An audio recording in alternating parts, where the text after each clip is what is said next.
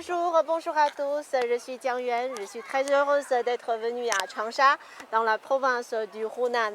Et c'est la première fois pour moi d'être venue ici. Donc j'ai de la chance d'être accompagnée aujourd'hui par des amis, entre guillemets, qui va me servir de guide. Tout d'abord, je vous présente une amie qui est venue de la République démocratique du Congo, qui s'appelle Yumbamsoya Gracia. Bonjour et bienvenue dans notre émission, bienvenue dans notre live. Merci beaucoup. Est-ce que tu peux te présenter un peu à nos spectateurs, par exemple, combien d'années êtes-vous venu en Chine et à Changsha? Voilà, comme je venais de le dire, je suis Yumbamsoya Gracia. Je viens de la République démocratique du Congo. En fait, ici, je suis une étudiante. J'étudie à l'université Changsha University of Science and Technology. Voilà, ici, j'ai une année. Voilà, je viens de totaliser une année ici. D'accord, donc c'est-à-dire que tu vis déjà ici depuis un an. Donc je pense que tu connais très bien cette ville, n'est-ce pas? Bien sûr. Donc pour cette partie, on va parler un peu de la gastronomie locale de cette région-là. Donc si toi, tu as une amie ou bien tu as des amis qui viennent en Chine, à Changsha, pour la première fois, est-ce que tu as des plats à recommander? Voilà, avant de parler des plats, j'aimerais parler de quelque chose. C'est que Changsha est le meilleur endroit de connaître la cuisine de Hunan. Voilà, la cuisine de Hunan, c'est une cuisine connue, voilà, très connue en fait en Chine. Et puis, Changsha bénéficie d'une plus grande variété d'épices, ce qui lui permet de varier en fait, sa nourriture d'une saison à une autre. Voilà. En ce qui concerne les plats que je vais recommander, c'est les porcs braisés à la sauce que notre président Mao qui aime beaucoup. Voilà. Qui s'appelle en chinois Hong Shao Rou. Voilà. C'est vrai que c'est un plat préféré du président Mao, de notre ancien leader. Voilà, voilà. Un autre plat que je peux recommander, il y a le tofu. Tofu. Voilà. Mais c'est pas un tofu normal, n'est-ce Non, pas? c'est pas normal. C'est quoi? Il y a le tofu puant. Les tofu Ah, puants. voilà. C'est-à-dire l'odeur. C'est terrible. Voilà. Mais tu peux supporter l'odeur de tofu puant? Bien sûr, moi je peux les supporter parce que j'aime beaucoup ça. Il y a des amis qui disent ils n'aiment pas, mais moi j'aime beaucoup et je supporte l'odeur. Et autre chose que je peux recommander, il y a les crevettes frites épicées. Épicées. Ah, je vous dis, c'est bon. Vous savez, ma première fois que j'ai goûté ça, j'étais wow! Parce que moi, j'étais habituée à manger les crevettes, vous grillez et tout, c'est fini. Mais quand je suis venue ici, c'est frit et puis épicé, la façon dont on arrange ça, et c'est bon. Et puis je me dis wow! Et du coup, je suis devenue fan de ça. Voilà. Oui, et comme ce que tu as présenté, la cuisine du Hunan, c'est l'un des 8 styles de la cuisine chinoise les plus célèbres de Chine. Bien sûr. Donc, et la spécialité de la cuisine du Hunan, c'est du piment, n'est-ce pas? Bien sûr. Tous les plats sont pimentés. Donc, je ne sais pas, comme un étranger, comment tu te débrouilles pour les plats pimentés de Hunan? Voilà, bien sûr. J'aimerais d'abord vous dire encore un autre truc, c'est que c'est à Changsha qu'on trouve les restaurants les plus grands du monde. Ah! Voilà, C'est le restaurant le plus grand du monde. Voilà, qui reçoit au moins 5000 personnes, ou invités si je peux le dire. Et Mais quel est le nom de ce restaurant? le nom de ce restaurant, c'est le lac de l'Ouest. C'est Xihulou. Oui, voilà, le lac de l'Ouest. Et comment je me débrouille avec les piments en fait. Oui. C'est pas facile. C'est pas facile parce que dans mon pays, on n'utilise pas trop les piments, si je peux le dire. Nous, on prépare, on met les piments à côté. Et puis, on prend juste un peu. C'est-à-dire, on mange les plats et le piment séparément, c'est ça? Voilà.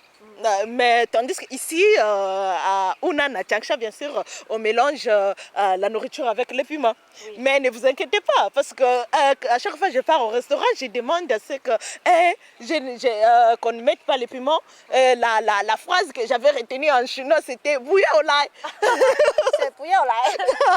C'est pour dire. Non, non, non, pas de piment. Pas de piment. Mais Voilà. les plats restent encore bons sans piment. Mais bien sûr, c'est très bon aussi. J'apprécie beaucoup. Mais il arrive des fois où je demande qu'on ajoute un peu parce que à Hunan sans piment, donc vous sentez que ça ne va pas. Mais c'est bon. Et puis on peut ajouter les piments comme vous voulez. Ah, Voilà. d'accord. Donc pour la gastronomie, peut-être pour les produits spéciaux, tu as encore des choses à nous recommander, à nous présenter? Voilà. En fait, je vais vous dire, Changsha, c'est une ville commerciale très importante dans le sud-ouest de Chine. En fait, Changsha est connu dans ses industries, la technologie. Il y a l'ingénierie, la production des films, mais aussi. Il y a des places ok. ici, on va se reposer un peu. Ah, c'est vrai. On va rester là. C'est vrai. Bien sûr. Voilà, comme je disais, Changsha est spécialisé aussi dans la production des films et des émissions. Et puis dans l'électronique aussi. Voilà, dans l'électronique, il y a beaucoup des entreprises qui sont ici, des entreprises comme les entreprises japonaises qui évoluent sur le marché du Changsha, si je peux le dire. Il y a comme les Mitsubishi, la Motor, il y a. Donc, c'est vraiment comme ça. Et puis, si je vais, il y a aussi les produits locaux. Il y a comme les soja noirs. Voilà. Soja noir. Oui. Il y a le thé de Sian qu'on aime beaucoup, apprécié beaucoup par les gens du Changsha, de Hunan, de Chine et ailleurs aussi. Voilà. C'était là, c'est vraiment très bon. J'aimerais recommander. Et on fait aussi la broderie ici. Voilà, c'est. Vraiment, vraiment, Changsha, c'est waouh. Voilà. Oui, comme ce que tu as présenté, je vois que Hunan ou bien la ville de Changsha, c'est une ville très active, Voilà, qui a bien sûr. une très longue histoire.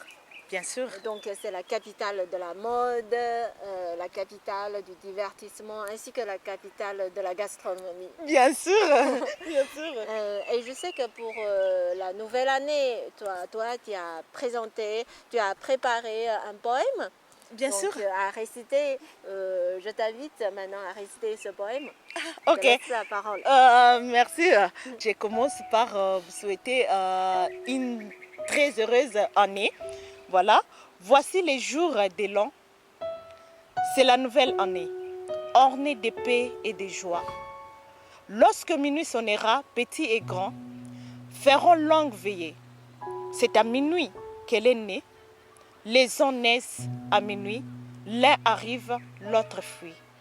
De la même façon que les stress, problèmes arrivent et disparaissent, nous vous souhaitons une année d'espoir, de détermination et de rétrospection des années antérieures, afin que cette année vous soit arrosée de rire et d'amour. 2024 aura une année, aura une saveur comme nulle autre, c'est certain. Une très bonne et heureuse à vous. Merci, bravo, merci Merci beaucoup, Gracia. Merci beaucoup. Je te souhaite une très bonne année 2024. Merci Je te beaucoup. souhaite plein de joie, plein de succès. Merci beaucoup. Merci beaucoup. Merci beaucoup. Ok, et maintenant, à part la gastronomie, je pense que cette région possède aussi beaucoup d'autres ressources naturelles. Et maintenant, on va inviter une amie qui est une vraie locale pour nous parler des ressources naturelles de la région et de la province du Hunan. Voilà, elle est là. On va la rejoindre. D'accord. Bonjour. Micro. Bonjour. Bonjour. 你在这边，你在这边，你在我这边啊，对，他给你带上去。Bonjour, tu t'appelles Je m'appelle Chloé. Chloé. Oui, oui. Et maintenant, tu te présentes d'abord à nos spectateurs. Oui. Bonjour à tous, je m'appelle Jiang Yuxian, mais vous pouvez m'appeler Chloé, c'est mon nom français. Et moi, je suis étudiante dans le département de français en 3e année. Et voilà, c'est tout. Et tout à l'heure, avec Gracia, on a parlé de la gastronomie de la région, de la province du Hunan. Oui, oui. Donc, je sais que toi, tu es né dans la province du Hunan, n'est-ce pas? Oui. Est-ce que tu peux nous présenter un peu les ressources naturelles et les sites touristiques de cette région? Bien sûr, par exemple, le Mont Yelou, le musée provincial du Hunan. Et si vous aimez les paysages naturels, mon premier conseil que je vous donne, c'est le lac Songya. Songya. Oui, Songyahu. Le lac Songya. le lac Songya. Ok. Là-bas, vous pouvez faire le tour du lac en vélo, regarder le coucher de soleil sur la plage. Et vous pouvez aussi se promener. Et vous pouvez aussi se promener avec des amis.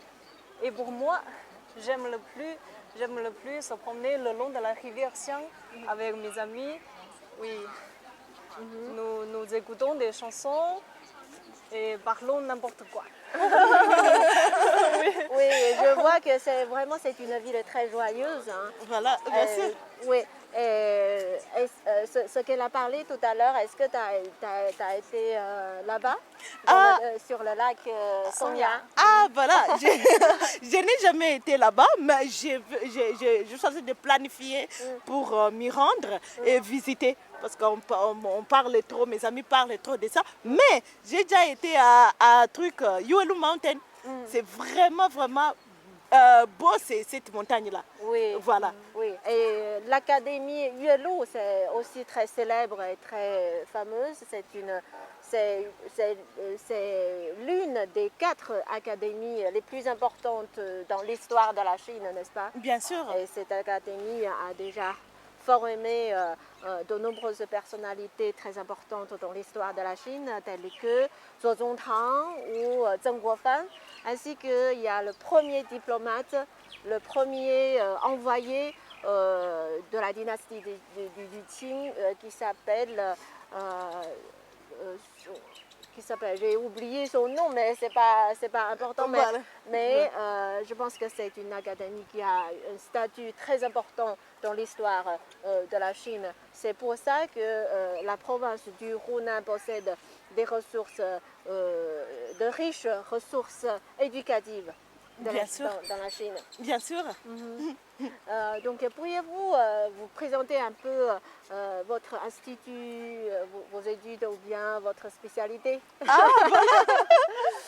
Voilà. En fait, en Chine, on appelle notre université Changsha Ligonda Shui.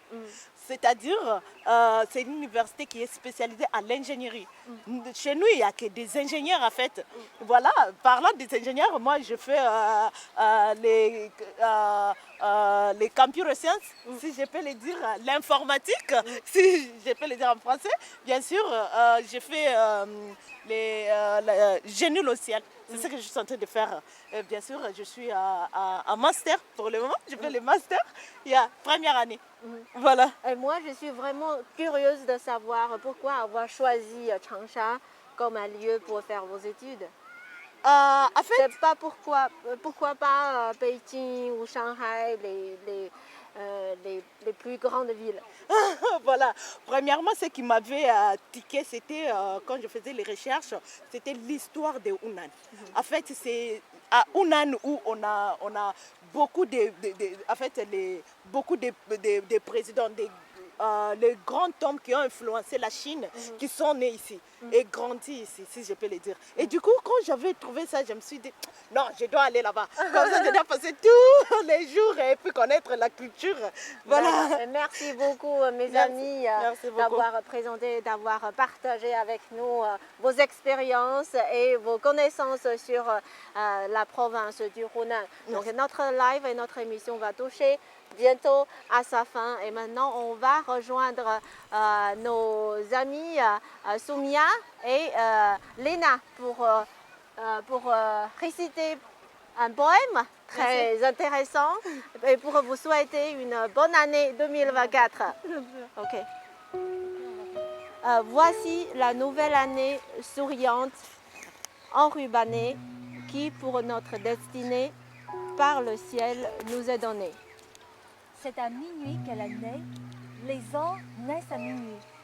L'un arrive, l'autre fuit. Nouvel an, joie et bonheur. Pourquoi ne suis-je sonneur de cloches carillonneurs pour mieux dire à tout le monde, à ceux qui voguent sur la mer. Ou guéris dans leur maison, d'où les vœux que nous faisons. Pour eux, pour toute la terre, pour mes amis, les enfants, pour les chasseurs des panthères et les dompteurs d'éléphants. On vous souhaitera tous une bonne Bonne année 2024. Au revoir.